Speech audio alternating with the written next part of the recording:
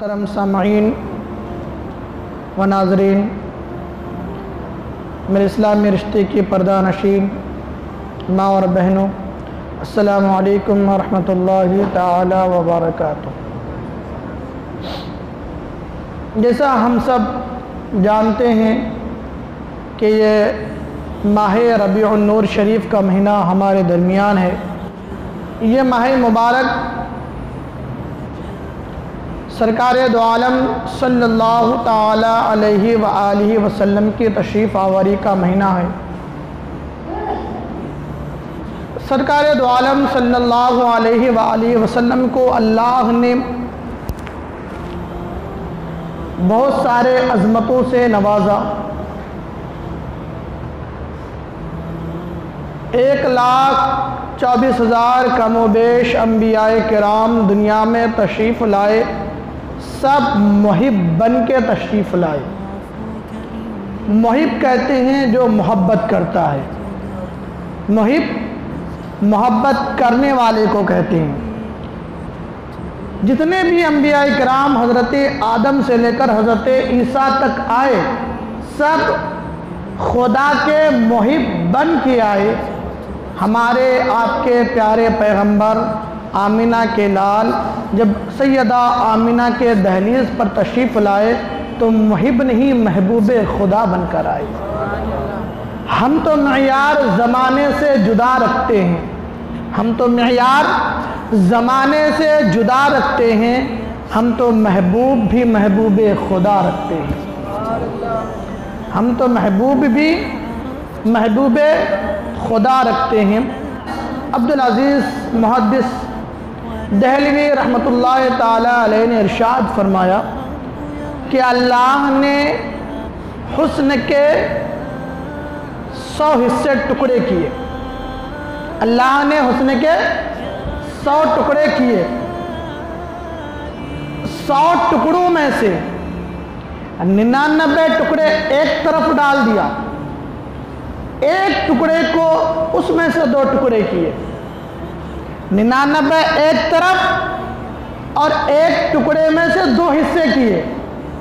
ایک ٹکڑے میں سے جو 2 ٹکڑے کیے، اس 2 ٹکڑے میں سے ایک ٹکڑے کو جہان بنا دیا اور آدھا ٹکڑا حضرت یوسف علیہ السلام کو دے دیا۔ تو اندازہ لگائیے حسن کا عالم حضرت یوسف کے، کہ بوڑھی زلیخا کو دیکھ کر جوانی آ جائے۔ اب جب آدھا ٹکڑا یوسف کو ملا تو ان کے حسن کو دیکھ کر عورتیں انگلیاں کاٹ لی، تو پھر میرے نبی کو دیکھنے والے انگلیاں نہیں پورے کے پورے کٹ گئے۔ میرے نبی کو دیکھنے والے پورے کے پورے کٹ گئے۔ میرے نبی کے حسن و جمال کا کیا کہنے؟ جب آدھے ٹکڑے کا یہ عالم ہے، کیا قحط پڑ جائے مصر میں تو بادشاہ حضرت یوسف علیہ السلام کو سامنے کھڑا کر کے لوگوں کی بھوک پیاس مٹائے، وہ حسن کا عالم۔ محبت کا انداز ہوتا ہے، محبت 2 طرح سے ہوتی ہے، ایک پیسوں سے محبت یا پھر ایک حسن سے محبت۔ ایک پیسوں سے محبت، ہم جو دنیاوی محبت کرتے ہیں 2 ہی چیزوں پہ معیار ہے محبت کا، یا تو پیسہ والا ہوگا، دولت والا ہوگا، یا پھر حسن اچھا رکھتا ہوگا۔ اگر حسن ہی معیار ہے محبت کا تو پھر 99 ٹکڑے 100 حصوں میں اللہ نے میرے پیغمبر کو حسن کے دیے، تو پھر محبت کیوں نہ میرے آقا سے کیا جائے؟ اگر دولت کی بات ہے، دولت سے محبت، دولت کی وجہ سے محبت کی جائے تو پھر میرے آقا تمام کائنات کے خزانے کے مالک ہے، تو پھر اللہ کے حبیب میرے آقا سے محبت کیوں نہ کی جائے؟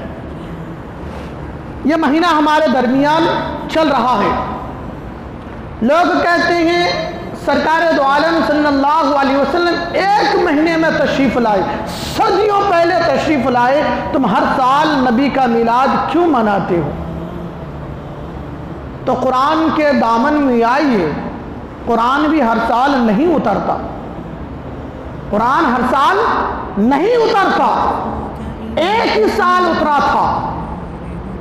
ہر سال بے شک قرآن نہیں اترتا، مگر جب وہی رات دوبارہ واپس لوٹ کے آتی ہے تو اللہ قرآن کی برکت سے اس رات میں رحمت و انوار اتارتا ہے۔ بے شک میرے پیغمبر کی ہر سال ولادت نہیں ہوتی، ایک ہی سال 100 سال پہلے میرے پیغمبر تشریف لے آئے، مگر جب وہی رات پلٹ کر آتی ہے تو اللہ اس رات میں بھی رحمت و انوار کی بارش فرماتا ہے۔ ہم ہر سال نبی کی میلاد مناتے ہیں، اور جب نبی کی میلاد کی بات آتی ہے نا تو یہ 3 چیزیں ذہن میں ضرور آتی ہیں: خلقت محمدی، ولادت محمدی، بعثت محمدی۔ یہ تینوں چیز ہے کیا اصل میں؟ خلقت محمدی یعنی نبی کو کب بنایا گیا؟ خلقت محمدی نبی کو کب بنایا گیا؟ بعثت محمدی نبی تشریف کب لائے؟ اور ولادت محمدی نبی پیدا کب ہوئے؟ یہ 3 چیزیں ہیں۔ حضرت جابر رضی اللہ تعالیٰ عنہ، حضرت جابر رضی اللہ تعالیٰ عنہ سے روایت ہے، حضرت جابر رضی اللہ تعالیٰ عنہ فرماتے ہیں کہ اخبرنی ان اول شیء خلق اللہ تعالیٰ قبل الاشیاء۔ حضرت جابر سرکار دو عالم صلی اللہ علیہ وسلم سے عرض کرتے ہیں، یا رسول اللہ، اللہ نے دنیا میں سب سے پہلے کس چیز کو پیدا فرمایا؟ سب جانتے ہیں کون پیدا ہوئے؟ حضرت آدم علیہ السلام، سب جانتے ہیں۔ وہ بشریت کے لیے لحاظ سے سب سے پہلا پیدا ہوئے۔ اللہ کے حبیب سے جب یہ سوال ہوا کہ یا رسول اللہ صلی اللہ علیہ وسلم، سب سے پہلے اللہ نے کیا چیز پیدا فرمائی؟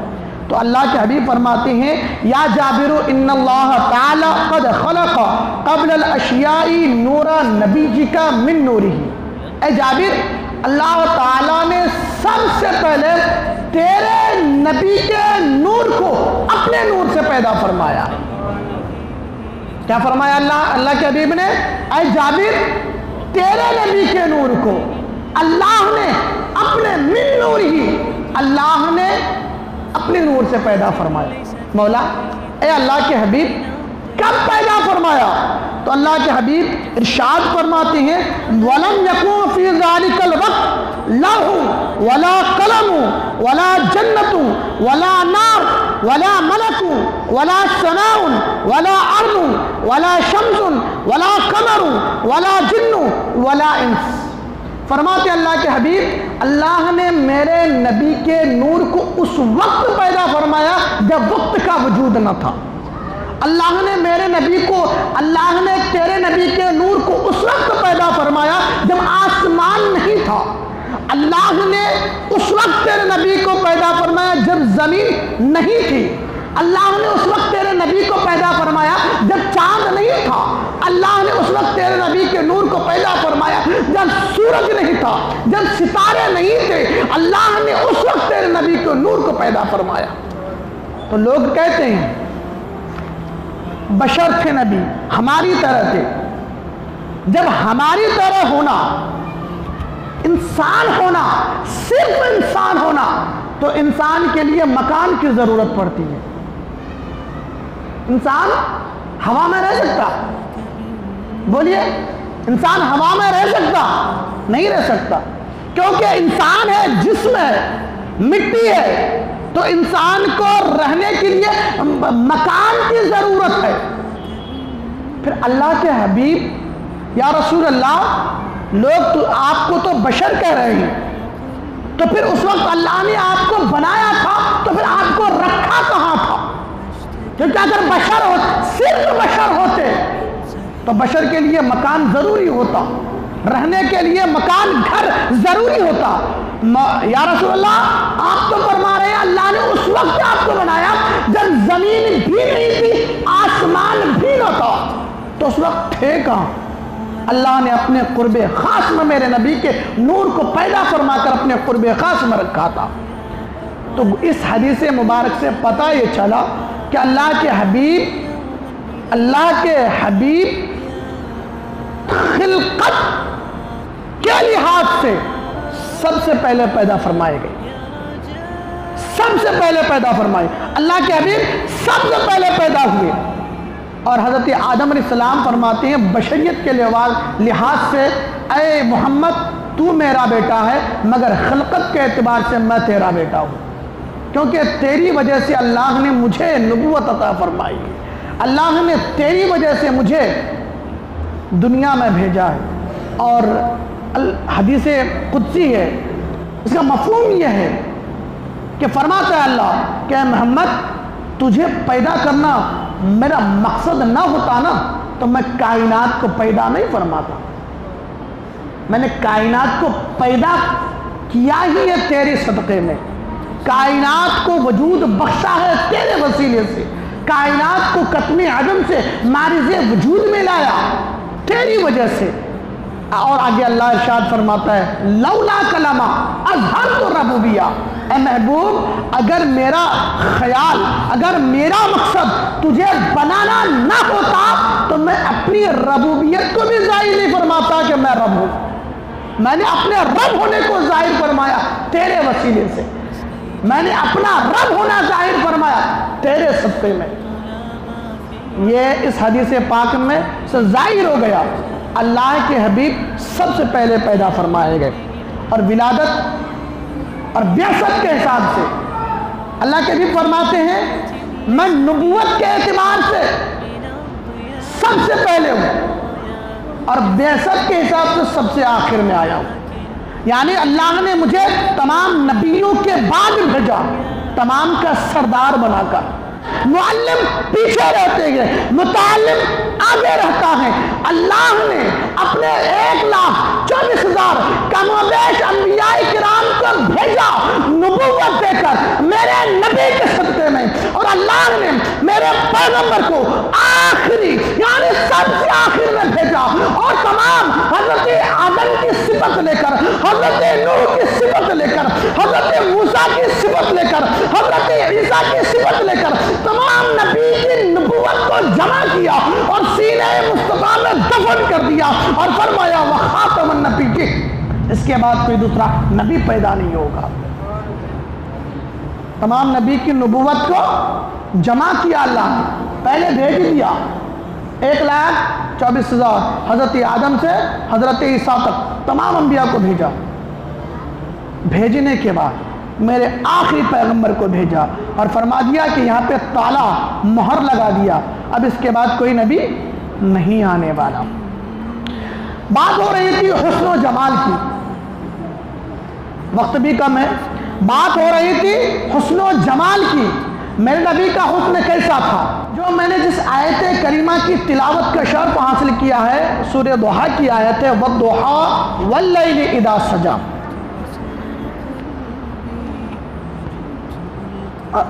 حضرت امام جعفر صادق رضی اللہ تعالیٰ عنہ، مفسرین کے بہت سارے اقوال ہیں وَالضُّحَىٰ وَاللَّيْلِ إِذَا سَجَىٰ کے متعلق، یعنی اس سورت کے متعلق مفسرین کرام نے اپنے کئی اقوال دیے ہیں، اور حضرت امام جعفر صادق رضی اللہ تعالیٰ عنہ فرماتے ہیں کہ وَالضُّحَىٰ، ضحیٰ سے مراد میلاد کا دن ہے۔ امام جعفر صادق رضی اللہ تعالیٰ عنہ کیا فرماتے ہیں کہ میلاد، ضحیٰ سے مراد میلاد ولادت کا دن ہے، اور وَاللَّيْلِ إِذَا سَجَىٰ، لیل سے مراد معراج کی رات ہے۔ اللہ نے اپنے محبوب کی آمد کی بھی خوشیاں منا رہا ہے، وَالضُّحَىٰ، محبوب تیرے آنے کی قسم، وَاللَّيْلِ إِذَا سَجَىٰ، محبوب تیرے معراج میں جانے کی قسم۔ ضحیٰ سے مراد، اب یہ ایک قول یہ ہو گیا حضرت امام جعفر صادق نے وَالضُّحَىٰ وَاللَّيْلِ إِذَا سَجَىٰ، وَالضُّحَىٰ سے مراد میلاد کا دن، اور واللیل سے مراد معراج کی رات ہے۔ اللہ اپنے محبوب کے آنے اور جانے کی قسمیں اٹھا رہا ہے۔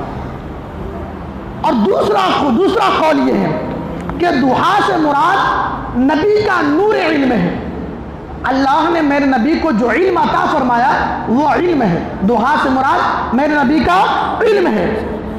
اب علم کتنا؟ ہم نبی کو ہم نبی کا علم غیب مانتے ہیں، ہم یہ جانتے ہیں، ہم یہ مانتے ہیں، ہمارا عقیدہ ہے، ہم سنی بریلوی حنفی لوگ یہ مانتے ہیں کہ نبی علم غیب رکھتے تھے، یعنی چھپی ہوئی چیز کو دیکھا کرتے تھے، جو چیز چھپی ہوئی ہو وہ چیز دیکھتے تھے۔ ایک صحابی رسول ہیں حضرت وابصہ بن معبد، وہ سرکار دو عالم صلی اللہ علیہ وسلم کی محفل میں تشریف لائے اور وہ پیچھے ہی بیٹھ گئے، اور یہ مجلس کا، محفلوں کا، جلوسوں کا، جلسوں کا یہ تقاضا ہوا کرتا ہے کہ ہم لوگ آج کل بے ادبی کر دیتے ہیں، ہم آج کل بے ادبی کرتے ہیں، ہم بعد میں آتے ہیں، لوگوں کے کاندھے چھلانگتے، کودتے پھاندتے، ہم پھر سامنے آ کے بیٹھتے ہیں۔ یہ بالکل اچھی بات نہیں ہے، یہ اخلاق و کردار میں شامل نہیں ہے۔ حضرت ابن معبد پیچھے بیٹھ گئے، جہاں جگہ ملی پیچھے ہی بیٹھ گئے۔ نور علم بتا رہا میرے نبی کا نور علم، پیچھے بیٹھ گئے۔ سرکار نے فرمایا وابصہ ادن منی یا وابصہ، قریب آ جاؤ۔ تو پھر سرکار کے حکم کی تعمیل کرتے ہوئے حضرت وابصہ اور قریب آ گئے۔ پھر سرکار نے فرمایا ادن منی یا وابصہ، اور قریب آؤ۔ قربان جائیے ان کی قسمت پر کہ سرکار انہیں اپنے قریب بلا رہے ہیں، کاش ہمیں بھی مدینہ دیکھنا نصیب ہو جائے۔ سرکار انہیں بلا رہا ہے۔ حضرت وابصہ فرماتے ہیں میں اپنے مقدر پہ قربان جاؤں، میں نبی کے اتنے قریب ہو گیا کہ سرکار کے گھٹنے سے میرا گھٹنا لگنے لگ گیا، اتنا قریب ہو گیا میں سرکار سے کہ میرا گھٹنا نبی کے گھٹنے سے ملنے لگ گیا، میں اپنے مقدر پہ، قسمت پہ قربان جاؤں۔ تو سرکار دو عالم صلی اللہ علیہ وسلم نے ارشاد فرمایا وابصہ کچھ پوچھنے کے لیے آئے تھے؟ تو کہا یا رسول اللہ ہاں کچھ پوچھنے کے لیے آئے تھے۔ سرکار نے جملہ فرمایا کہ اچھا وہ سوال تم پوچھو گے یا میں خود ہی جواب دے دوں؟ نور علم بتا رہا ہوں، میں نبی کی عظمت پہ، شان پہ ذرا سبحان اللہ تو بول دیجئے۔ کیا فرمایا اے وابصہ تم سوال خود بولو گے یا میں خود بول دوں؟ تو حضرت وابصہ عرض کرنے لگے یا رسول اللہ اگر آپ فرما دے تو بڑی کمال کی بات۔ تو سرکار نے فرمایا اچھا تیرا سوال یہ ہے کہ تو خیر اور شر کے بارے میں پوچھنے کے لیے آیا ہے، اچھائی کیا ہے اور برائی کیا ہے اس کے بارے میں پوچھنے کے لیے آیا ہے کہ یا رسول اللہ اچھائی کیا چیز ہے، برائی کیا چیز ہے۔ تو سرکار نے اپنی تین انگلی کا اشارہ کر کے حضرت وابصہ کے سینے پہ مارا اور فرمایا فضرب علی صدرہ فقال استفتح من قلبک، فرمایا اگر پوچھنا چاہتا ہے تو اپنے یہاں پہ جو مفتی بیٹھا ہے نا اس سے پوچھ کہ اچھائی اور برائی کیا ہے، یہ دل تیرا بتا دے گا۔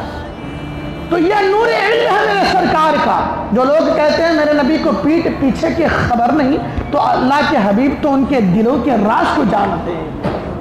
اللہ کے حبیب نے تو صحابی رسول کے دل کی بات بتا دی۔ یہ دعا سے مراد، دوسرا قول یہ دعا سے مراد کہ حضور کا نور علم ہے، اور لیل سے مراد یہ تو دعا سے مراد ہو گیا کہ دعا سے مراد میرے نبی کا نور علم ہے۔ اور آگے دوسرا قول ہے کہ لیل سے مراد حضور کا دامن عفو و کرم ہے، یعنی سرکار کتنے رحیم دل تھے، کرم دل تھے۔ جب میرے سرکار کی عطا پہ، میرے سرکار کے کرم پہ میرے امام کی نظر گئی تو میرے امام کہنے لگے میرے کریم سے گر قطرہ کسی نے مانگا، میرے کریم سے گر قطرہ کسی نے مانگا، دریا بہا دیے، دربے بہا دیے ہیں۔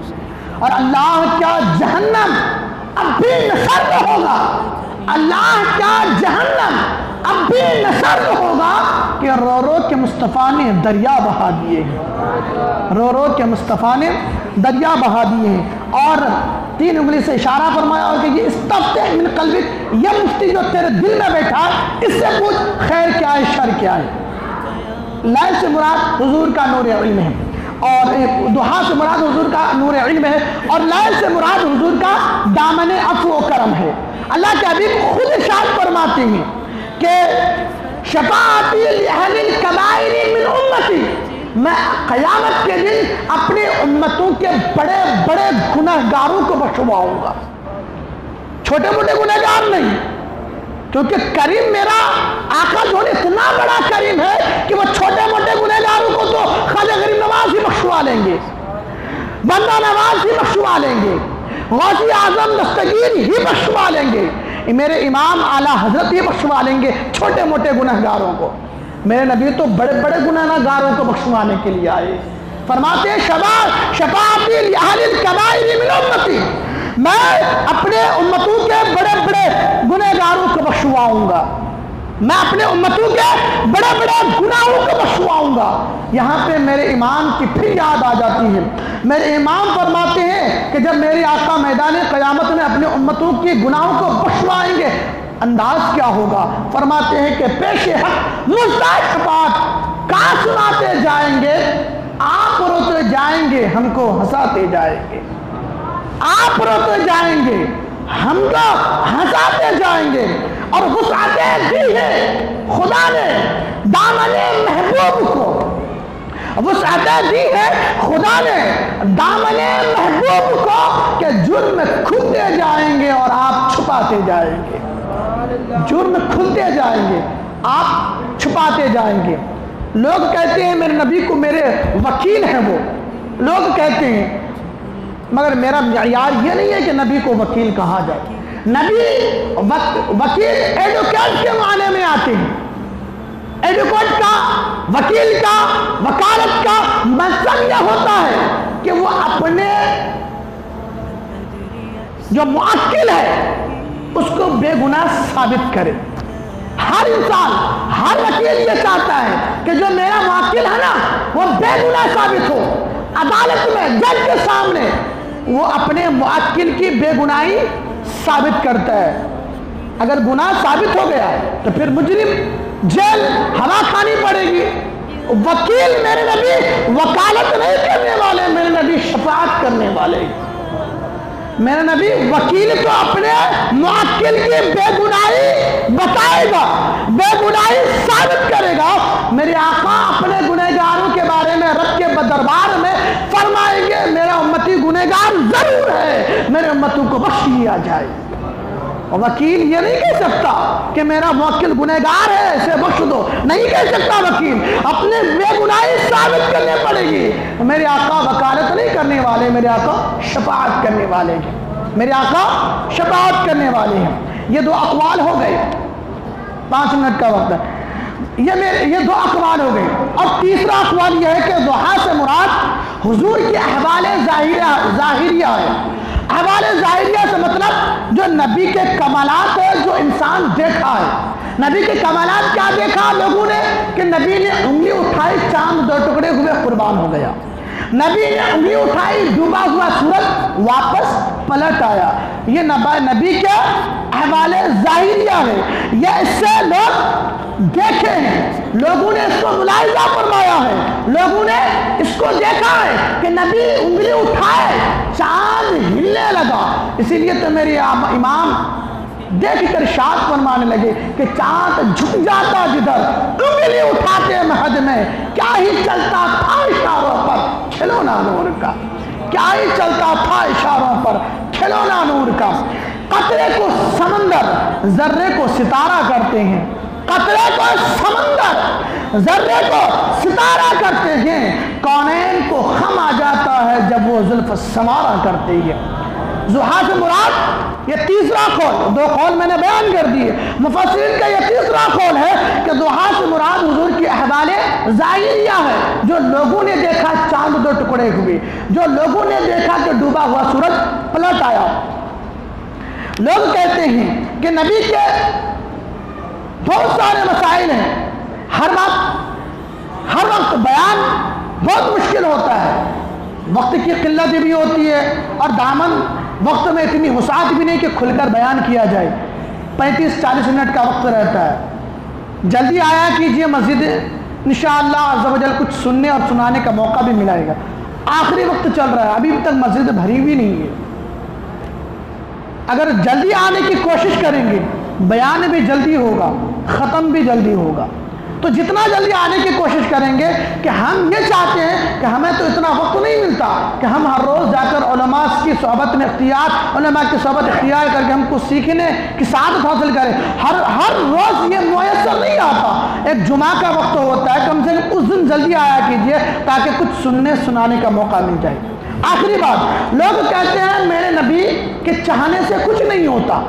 لوگ یہ دلیل دیتے ہیں, نبی نے فرمایا فاطمہ قیامت میں نسبت کام نہیں آئے گی, تمہاری اعمال کام آئیں گے. میں کہتا ہوں کہ نبی, تم کہتے ہو کہ نبی چاہنے سے کچھ نہیں ہوتا, میں کہتا ہوں نبی کے چاہنے سے تو اللہ تو قبلے بدل دیتا ہے. نبی کے چاہنے سے تو اللہ قبلے بدل دیتا ہے. نبی نماز پڑھا رہے ہیں, یہودیوں نے تانا دینا شروع کر دیا. یہودیوں نے تانا دینا شروع کر دیا کہ نیا دین لے کر آئے ہو, نئی شریعت لے کر آئے ہو, قبلہ تو ہمارا ہی رکھے ہو. نبی کو تکلیف ہوتی تھی یہودیوں کی یہ بات سے. سرکار دو عالم صلی اللہ علیہ وسلم نماز پڑھا رہے ہیں, ظہر کی نماز تھی. ابھی دل میں خیال آنا ہی تھا, سرکار چہرہ مبارک کو آسمان کی طرف پھیرنے لگے, آسمان کی طرف دیکھنے لگے. ابھی دل میں خیال آیا ہی تھا کہ یا اللہ تو قبلہ بیت المقدس سے کعبہ بنا دے. ابھی خیال آنا ہی تھا کہ طاہر سدرہ نشین جبرائیل یعنی حاضر ہو گئے اور عرض کرنے لگے قد نرا تقلب وجهک فی السماء. فرمایا کہ محبوب اگر دل میں یہ خیال یا اگر پروگرام بن ہی گیا کہ قبلہ تبدیل ہو جائے تو محبوب اللہ کا حکم ہے, ابھی 2 رکعت پوری ہوئی ہے, اپنے چہرے کو پھیر دیا جائے. سرکار فرمانے لگے مولا 4 رکعت تو پوری مکمل ہونے دیتا. تو اللہ عالم تصور میں معنی کرنے والے نے کیا ہے کہ مولا نے فرمایا کہ محبوب میری نماز بعد میں پوری کر لینا, پہلے تیری مرضی پوری ہو جائے.